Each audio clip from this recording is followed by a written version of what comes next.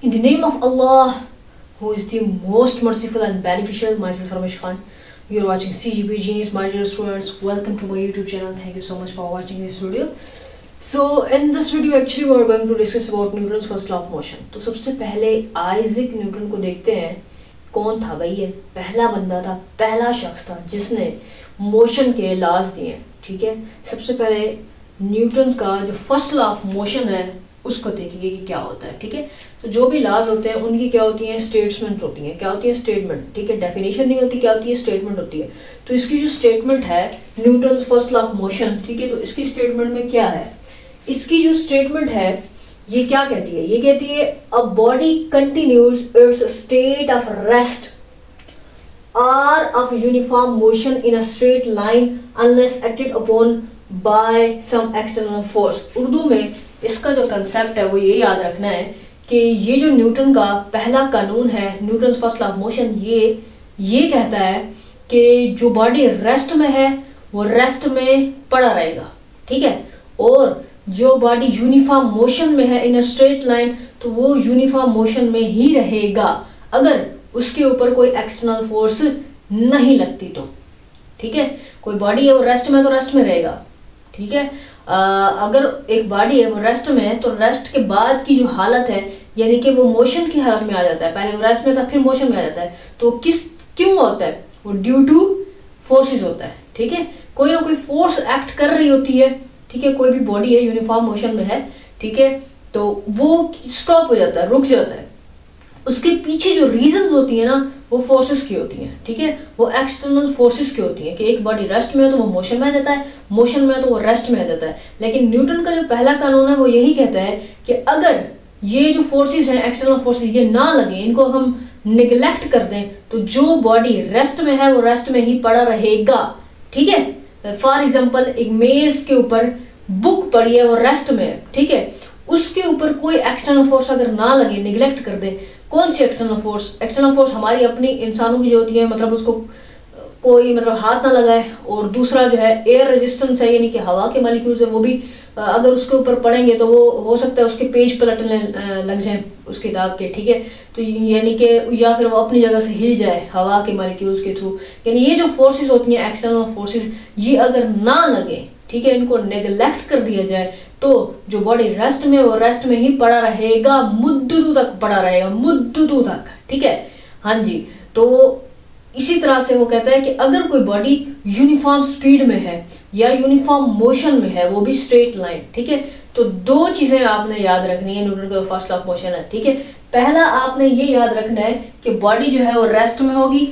ठीक है, या तो बॉडी रेस्ट में है तो वो रेस्ट में रहेगी, या तो बॉडी जो है वो यूनिफॉर्म मोशन में होगी, और वो भी यूनिफॉर्म मोशन की बात हो रही है. ठीक है, यूनिफॉर्म मोशन क्या होती है, यूनिफॉर्म स्पीड क्या होती है, ये हम पढ़ चुके हैं. If a body covers equal distances in equal intervals of time. ठीक है, तो ये हमारे पास क्या थी? Uniform speed. तो ये जो होती है ना uniform motion in a straight line. ठीक है, एक स्ट्रेट लाइन में एक यूनिफॉर्म मोशन से कोई बॉडी है, यानी फॉर एग्जांपल बाल लेते हैं हम, बाल, ठीक है, उसको ऐसे जमीन के ऊपर हम लुढ़क देते हैं. ठीक है, बाल है उसको जमीन के ऊपर हमने ऐसे लुढ़क दिया है. अब वो जो है एक हम रफ जमीन है, फर्श है, ठीक है जी, रफ है बहुत ज्यादा, और एक जो स्मूथ है. तो जो वो स्मूथ फर्श है उसके ऊपर बहुत देर बाद बाल क्या होगी? स्टॉप होगी, नहीं तो वो इधर उधर रोलिंग करती रहेगी. ठीक है, लेकिन वो जो रफ खुरदरी सत्ता वाली कोई जमीन है उसके ऊपर आप से बाल को फेंको, थ्रो करो, तो वो बाल बहुत जल्दी रुक जाएगी. क्यों? Due to friction. ठीक है, फ्रिक्शन क्या है? फोर्स है, एक्सटर्नल फोर्स है. ठीक है, जो बॉडी के रिलेटिव मोशन को क्या करती है? अपोज करती है. तो अगर ये फ्रिक्शंस ना होती, इनको हम निगलेक्ट कर देते, तो वो जो हमने बाल फेंकी थी जमीन पर, ठीक है, वो यूनिफॉर्म मोशन में जा रही थी, तो वो यूनिफॉर्म मोशन में ही रहती अगर उसके ऊपर एक्सटर्नल फोर्सेस एक्ट ना करती. लेकिन क्योंकि एक्सटर्नल फोर्सेस तो एक्ट होती रहती हैं, ठीक है ना, तो उनको हम निगलेक्ट नहीं कर सकते. हाँ, अगर हम उनको निगलेक्ट करें तब कह सकते हैं कि एक बॉडी रेस्ट में तो रेस्ट में ही रहेगा, और अगर यूनिफॉर्म मोशन में तो यूनिफॉर्म मोशन में ही रहेगा। ठीक है, तो न्यूटन का जो फर्स्ट लॉ है, पहला लॉ है, वो भी यही कहता है, if a body continues, if a body यानी कि अ बॉडी जो है, एक बॉडी जो है वो कंटिन्यू रखता है, जारी रखता है इट्स स्टेट, उसकी हालत जो है ऑफ रेस्ट की जो हालत है उसको कंटिन्यू रखता है, या फिर आर ऑफ यूनिफॉर्म मोशन, या फिर वो यूनिफॉर्म मोशन में है इन अ स्ट्रेट लाइन, उसको कंटिन्यू रखता है। ठीक है, अनलेस, जब तक के acted upon by some external force, ठीक है ना, जब तक के उसके ऊपर कोई एक्सटर्नल फोर्स नहीं लगती। ठीक है, अब ये जो एक्सटर्नल फोर्सेस है, एक्सटर्नल फोर्सेस का जो मजमूआ होता है उसको हम क्या कहते हैं, नेट फोर्स कह देते हैं। ठीक है जी, यस। तो यहाँ पर हमने ये भी बात करनी है कि ये सवाल पूछा जा सकता है कि न्यूटन का जो फर्स्ट लॉ है, ठीक है, Newton first law of motion जो है उसको हम लॉ ऑफ इनर्शिया भी बोलते हैं। ठीक है, तो ये आपने याद रखना है कि जो न्यूटन का फर्स्ट लॉ ऑफ मोशन है उसको हम क्या कहते हैं, is known as law of inertia. तो इसको लॉ ऑफ इनर्शिया क्यों कहते हैं और इनर्शिया क्या होती है, ठीक है, नेक्स्ट लेक्चर में डिटेल से इनर्शिया को देखेंगे, लेकिन फिलहाल इतना समझ लें इनर्शिया को कि इनर्शिया जो है वो जितनी जो मटेरियल्स हैं, मैटर्स हैं, उनकी क्या है, प्रॉपर्टी है। ठीक है ना, ऑल मैटर्स की, ठीक है, तमाम मटेरियल्स, ऑल मैटर्स की प्रॉपर्टी होती है। वो ये प्रॉपर्टी है, सिंपल वर्ड्स में, अगर एक बॉडी रेस्ट में है तो वो कहते हैं यार मुझे रेस्ट में रहने दो। ठीक है, एक शख्स बैठा है उसको कहते हैं यार उठ उठ, ठीक है, आप यार उठ उठ, वो कहता है मतलब वो रेस्ट में, ठीक है ना, वो कहता है मुझे रेस्ट में रहने दो। ठीक है, तो जो बॉडी यूनिफॉर्म मोशन में भी होता है ना, वो भी कहता है यार मैं मोशन में हूँ, मुझे मोशन में रहने दो। ठीक है, हम उसको रोक रहे हैं, फोर्स लगा रहे हैं, रोक रहे हैं, लेकिन वो कहता है यार मुझे जाने दो, मुझे जो है मोशन में रहने दो। जो रेस्ट में है वो कहता है मुझे रेस्ट में रहने दो, क्यों मुझ पे फोर्स लगा रहे हो, क्यों कहते हो कि मैं मोशन में हूँ। और जो यूनिफॉर्म मोशन में है वो कहता है मुझे यूनिफॉर्म मोशन में रहने दो, क्यों फोर्स मुझ पे लगा रहे हो और क्यों मुझे स्टॉप कर रहे हो। ठीक है, तो जितनी जो मैटर्स हैं उनके अंदर ये प्रॉपर्टी होती है अपनी उस रेस्ट की हालत को अटेन करने की, या अपनी उस मोशन की जो हालत है यूनिफॉर्म मोशन उसको अटेन करने की क्या होती है, एक प्रॉपर्टी है, एक सलाहियत है हर बॉडी के अंदर। ठीक है, इसी चीज को हम कहते हैं इनर्शिया। तो यहाँ पर भी एक बॉडी जो है वो रेस्ट में है, एक किताब जो है वो मेज पे पड़ी है वो रेस्ट में है। ठीक है, वो कहती है मुझ पे जो एक्सटर्नल फोर्सेस लग रही हैं प्लीज मत लगाओ, मुझे रेस्ट में रहने दो। इसी प्रॉपर्टी को कहते हैं इनर्शिया। ठीक है जी, यस। इस इनर्शिया को जो है हम फर्दर डिटेल में देखेंगे नेक्स्ट लेक्चर में। अभी आपने न्यूटन का जो फर्स्ट लॉ ऑफ मोशन है उसकी स्टेटमेंट देखी है और ये देखा है कि इसको हम लॉ ऑफ इनर्शिया कहते हैं। क्यों कहते हैं, तो आपने इस तरह से बताना है कि every material body has a property that allows it to resist changes in its state of rest or motion। ठीक है ना, वो क्या करती है, उसके ऊपर जो भी किसी बॉडी अगर रेस्ट में है या फिर वो मोशन में है तो उसके ऊपर जो एक्सटर्नल फोर्सेस लगती हैं उनके खिलाफ वो क्या करती है, रेजिस्ट करती है। ठीक है ना, मतलब ये है कि अलोज करती है it to resist changes in its state of rest और मोशन। क्या करती है, वो जो चेंज आ रही है ड्यू टू फोर्स, ठीक है, उसको क्या कर सकती है, रेजिस्ट कर सकती है। ठीक है ना, ये इसके ऑल मटेरियल बॉडी के पास ये प्रॉपर्टी होती है। ठीक है, ओके।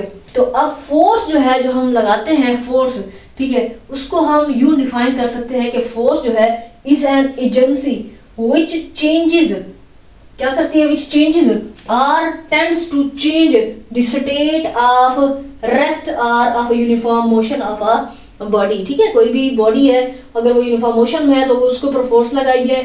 ठीक है ना, कोई भी इसे मतलब कोई भी चीज ऐसे मोशन में आ रही हो और आप उसको रोक लें, ठीक है ना, तो फोर्स लगाएं, तो जो मोशन में है उसको आप रोक लिया, आपने मोशन में थी वो, तो फोर्स क्या कर सकती है, बॉडी को क्या कर सकती है, चेंजेस, उसकी जो चेंज कर सकती है भाई उसकी स्पीड को। ठीक है, एक्सेलरेशन भी पैदा करती है। ठीक है ना, यानी कि कोई बॉडी अगर यूनिफॉर्म मोशन में होगी, ठीक है, वो ऑलरेडी मोशन में है और हमने उसको धक्का लगा दिया, ठीक है, तो उसकी जो स्पीड है उसमें चेंज आया, यानी उसमें एक्सेलरेशन पैदा हो गया। फोर्सेस क्या कर सकती हैं, कोई बॉडी मोशन में है तो उसको रोक लेती है, यानी रेस्ट में लेके आ सकती है, और कोई रेस्ट में है तो फोर्स लगाएंगे तो वो मोशन में आ जाएगी, ठीक है। या फिर ऑलरेडी मोशन में है तो उसके ऊपर दोबारा फोर्स लगाएंगे तो उसकी मोशन में क्या होगी, तब्दीली होगी, ठीक है। उसकी जो स्पीड है उसमें तब्दीली आएगी, यानी कि फोर्सेस क्या कर सकती हैं, एक्सेलरेशन भी पैदा कर सकती हैं, ठीक है, एक्सेलरेशन भी पैदा करती हैं, ठीक है, यस। तो इसमें जो मेन मुद्दा है, मेन चीज़ है वो यही है कि बॉडी रेस्ट में तो रेस्ट में रहता है, मोशन में तो मोशन में रहता है, अगर उसके ऊपर कोई एक्सटर्नल फोर्स नहीं लगती तो, बट इन्वायरमेंट में लग रही होती हैं, ठीक है, यस। अच्छा, तो ये आपने ये देखना है। इसके अलावा न्यूटन के बारे में पूछा जा सकता है, ठीक है, एमसीक्यूज में पूछा जा सकता है, क्योंकि ये पहला जो है साइंटिस्ट था जिसने जो है ये मोशन के लॉज दिए हैं। नेक्स्ट लेक्चर में हम जो सेकंड लॉ देखेंगे। तो ये जो न्यूटन है, ठीक है, इसकी जो पैदाइश है, इसकी जो फेमस बुक है उसे क्या कहते हैं, ठीक है जी, फेमस बुक। अच्छा, इसकी फेमस बुक है ना, ठीक है, इसकी जो फेमस बुक है उसका नाम है प्रिंसिपिया मैथमेटिका, ठीक है जी। तो ये इसका प्रिंसिपिया मैथमेटिका, इसकी जो फेमस बुक है किसकी, आइजैक न्यूटन की, वो है ये प्रिंसिपिया मैथमेटिका। एमसीक्यूज में आ सकता है। और आइजैक न्यूटन जो है वो कब पैदा हुआ था जी, ऑन जनवरी 4 1643। कहां पर, इन लिंकनशायर। ये जो है लिंकनशायर सिटी है जी, लंदन में। अच्छा जी, तो ये लिंकनशायर में जो है वो पैदा हुआ 1643 में, जनवरी 4, ठीक है जी। आइजैक न्यूटन की जो है पैदाइश, और उसकी फेमस बुक वो है प्रिंसिपिया मैथमेटिका। तो नेक्स्ट लेक्चर में हम डिटेल से देखेंगे किस चीज को, लॉ ऑफ इनर्शिया को, ठीक है, इनर्शिया की फर्दर एग्जांपल्स देखेंगे, और हम जो न्यूटन का जो सेकंड लॉ ऑफ मोशन है उसको देखेंगे। तो आप लोगों ने मुझे बताना है कि आप लोगों को वीडियो समझ आई है, लेक्चर समझ आया है या फिर नहीं।